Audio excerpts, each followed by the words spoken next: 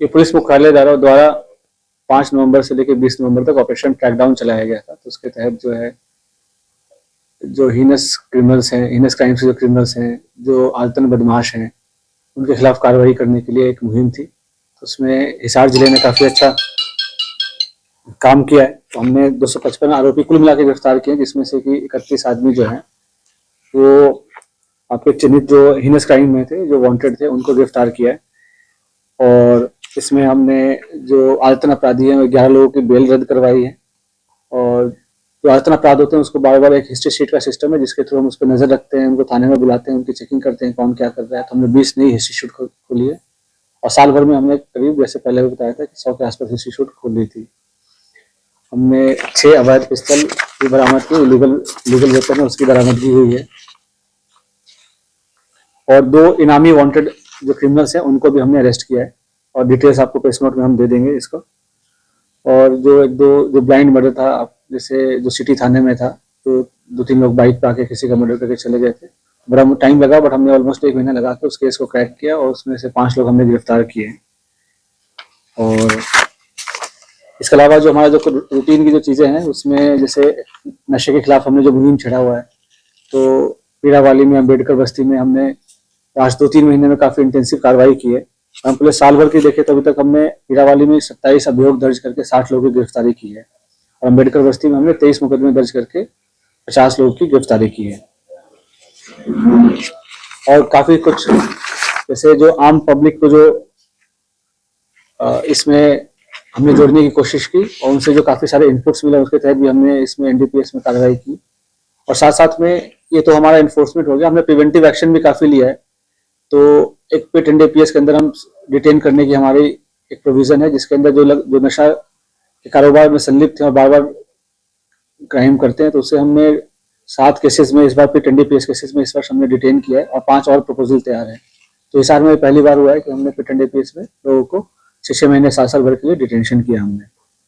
और नशा तस्करों के 60 लाख के आसपास की संपत्ति जो है, हमने इसको कंप्यूटेड अथॉरिटी नई दिल्ली के माध्यम से उसको अटैच करवाया है।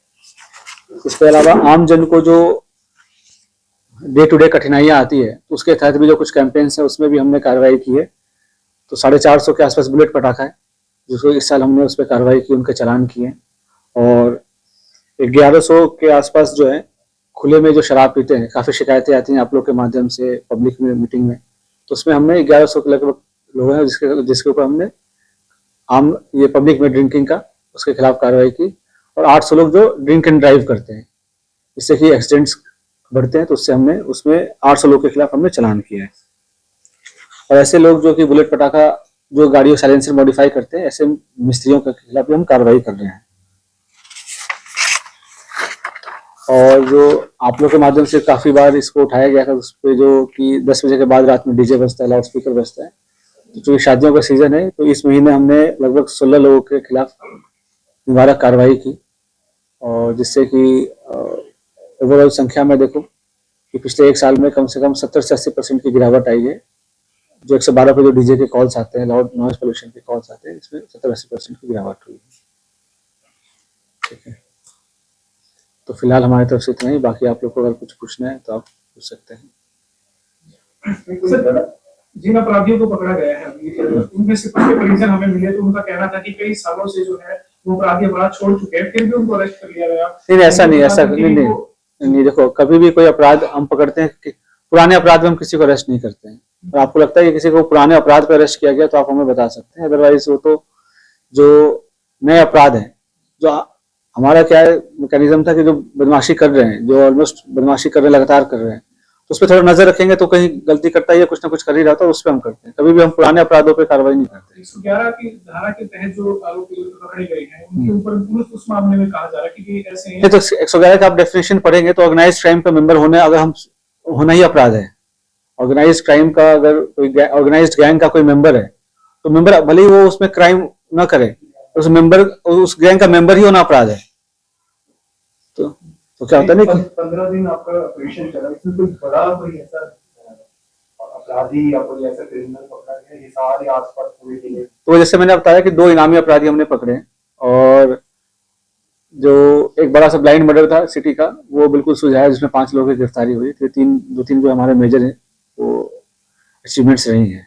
सर ये आपको नहीं लगता कि मील गेट में जो पेट्रोलिंग बढ़ाई जानी चाहिए? तो पेट्रोलिंग बढ़ी हुई, वहाँ पे ईआरवी भी एक ज्यादा है। सर SI तारीख मतलब हो गया, 18 तारीख की रात को भी फायरिंग हुई वहाँ पे। तो ऐसा ही घटना है जो हर एक थाने में हो रहा है। और जैसा मैंने आपको पिछले बार भी बताया था, आप होंगे प्रेस कॉन्फ्रेंस में, कि सब इंस्पेक्टर की जो डेथ हुई उसमें उसकी डेथ इसलिए नहीं हुई क्योंकि वो सब इंस्पेक्टर थे, काम वो वहां पर रह रहा था। और ऐसा नहीं था कि वो एक आपसी लड़ाई में, उसमें पड़ोसियों के बीच में, रिश्तेदारों के बीच में लड़ाई में उसकी डेथ हुई है। तो इसको ऐसा नहीं कह सकते कि ये हाँ ऑर्गेनाइज क्राइम था या टारगेटेड था कि वो सब इंस्पेक्टर। तो जैसा कि ये तो पेट्रोलिंग जैसा बताया मैंने आपको, कि अभी आप सुना नहीं आपने ठीक से, वहाँ पे एक ईआरवी भी ज्यादा है, वहाँ पीसीआर भी है, राइडर भी है। और वो काफी क्लोज्ड एरिया में ही हमने तीन तीन चौकी है, वहाँ पे चौकियों की संख्या भी ऐसे थाने में नहीं है, इतनी कम जगह में तीन तीन चार चार चौकियां हैं। तो ज्यादा का तो परिभाषा आप क्या बताएं, आप पर यूनिट पॉपुलेशन देखेंगे, पर यूनिट एरिया देखेंगे, उसके हिसाब से आप करें। आप बताओ, आप ज्यादा एक मिनट उससे बात हो रही है, उससे बात हो जाए हमारी। तो आप जैसे ज्यादा किस हिसाब से, संख्या के हिसाब से बोल रहे हो या पर यूनिट पर्सन, क्योंकि वहाँ पे तो क्लोजली डेंसली पॉपुलेटेड एरिया है। पॉपुलेशन जो है ना काफी कम जगह में काफी ज्यादा लोग रह रहे हैं। तो पर यूनिट पॉपुलेशन देखेंगे तो ऐसा नहीं, मतलब बराबर सही है वो। तो फिर जी बताओ। रायपुर रोड पर एक कॉलोनी है जी, रामनगर, वहां पर जो है ना नशा खुले में बिकता है। तो जैसा कि आपको बताया कि जो आप लोगों की तरफ से जो इनपुट्स मिले थे पीड़ावाली को लेकर, अम्बेडकर बस्ती को लेकर, तो उस पर हम कार्रवाई की है। और रायपुर के भी इधर लास्ट वीक में कुछ इंसिडेंट्स हुए, तो उस पर भी हम कार्रवाई करेंगे।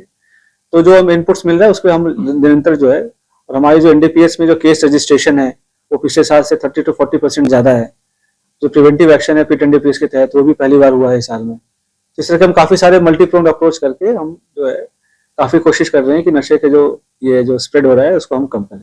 नशे को लेकर आप काफी अच्छा काम कर रहे हैं, काफी अच्छा कदम है, लेकिन फिर भी नशा जो है, जो तस्कर है वो नशा तस्करी बंद नहीं हो पा रही है।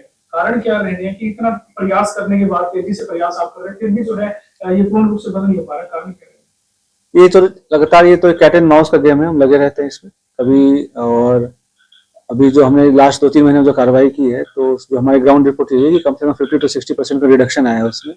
और निरंतर ये आगे प्रक्रिया चलता रहेगा, और हम इस पे जल्दी इस पे हम विजय पाएंगे। घर गिराए गए थे पहले, क्या इस तरह से कार्रवाई आगे भी होगी ताकि वो इस तरह के कदम ना उठाएं? बिल्कुल, जैसे जो हमने संपत्ति अटैच कराया है और घर गिराने को लेकर सुप्रीम कोर्ट के कुछ गाइडलाइंस आए हैं, तो उसके तहत जो भी कार्रवाई होगी हम उसको बिल्कुल करेंगे। फीमेल ड्रग पेडलर्स भी देखी जा रही है, काफी एक्टिव हो गए हैं। बिल्कुल बिल्कुल, और इसमें हमने अरेस्ट भी किए हैं, इनको प्रिवेंटिव डिटेंशन में भी डाला है, इनको अरेस्ट भी किया हमने।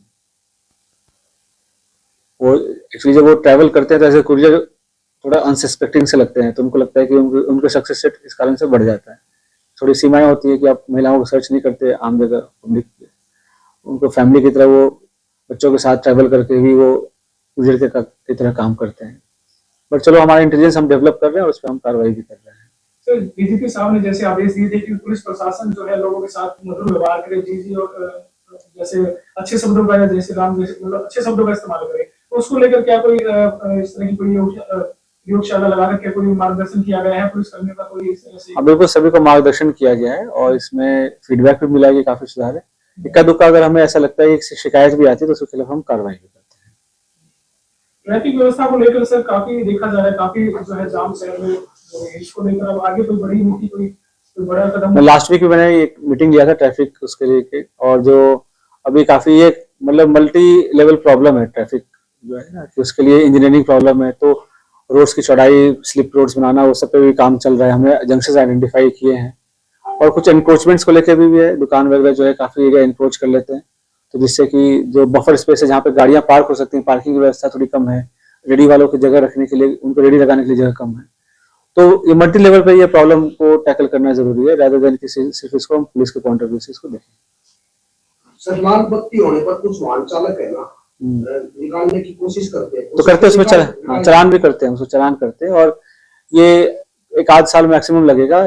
हमारे पास हर चौक चौराहे पे कैमराज लग जाएंगे जिससे कि हम ऑटोमेटिक चलान कर पाए, तो फिर उसमें कोई कार्रवाई नहीं होगी, उसमें कोई इसमें बदमाशी नहीं हो पाएगी। तो शहर में कैमरे लेकर के कहा जा रहा था कि पुलिस प्रशासन के माध्यम से जो है कैमरे लगाए जाएंगे पूरे शहर में, इस तरह की कोई अभी कार्य आप लोग करने वाले एक हैं? स्कीम है निगम जो म्यूनसिपल कॉर्पोरेशन के तहत के माध्यम से एक स्कीम इम्प्लीमेंट किया जा रहा है, उसकी अप्रूवल हो गई है ऊपर और जल्दी इसको इम्प्लीमेंट कर लिया जाएगा। लगभग कितना समय सर लगेगा इसमें? ये तो कॉर्पोरेशन बता पाएंगे, बट मुझे लगता है कि विद इन 6 मंथ्स हो जाना चाहिए। ये काफी एडवांस स्टेज पे है। पब्लिक प्लेस पे ड्रोन पे भी रिस्ट्रिक्शन लगेगा? ड्रोन के अपने रूल्स हैं, तो ऐसा कुछ नहीं है। जैसे पब्लिक प्लेस आप जैसे शादी वादी में तो फंक्शन में तो यूज होता ही है, तो वहाँ पे ऐसा कभी कोई स्पेसिफिक तो एक्ट नहीं है, बट जो वीआईपी मूवमेंट वगैरह पे तो गाइडलाइंस निकलते ही हैं। सर एक जो है अवैध रूप से जो जिले के युवाओं को बाहर भेजा जा रहा है और बंधक बनाया जा रहा है, तो ऐसे में जो एजेंट है कोई कार्रवाई वगैरह जो तलाश अभियान किया जाएगा? देखो ये जो है डिमांड और सप्लाई दोनों है इस चीज की। ऐसा नहीं है कि कोई जो है गलती से फंस जा रहा है या उसको कहीं जाना है, तो उसको हम बार बार यही रिक्वेस्ट करते हैं, सभी से रिक्वेस्ट करते हैं कि विदेश जाने के लिए आप अधिकृत एजेंट हैं उन्हीं को चुने और प्रॉपर वेरिफिकेशन करके ही सारी चीजें लें। बट उनको लगता है कि शॉर्टकट के चक्कर में नुकसान हो जाता है। उनको लगता है कि ऐसे एंट्री नहीं मिलेगी तो हम डोंकी के माध्यम से चले जाएं, कागज पूरे करके न जाएं, टूरिस्ट के नाम पे चले जाएं, स्टूडेंट के नाम पे चले जाएं, फिर वहां पर नौकरी कर लें। तो शॉर्टकट जो मेन जो समस्या है इसमें लालच और शॉर्टकट का है, जिसको कि लोग फायदा उठाते हैं। सभी से यही निवेदन है कि इसको शॉर्टकट ना अपनाएं और अधिकृत एजेंट है उसी के माध्यम से ही आप लोग विदेश जाने के लिए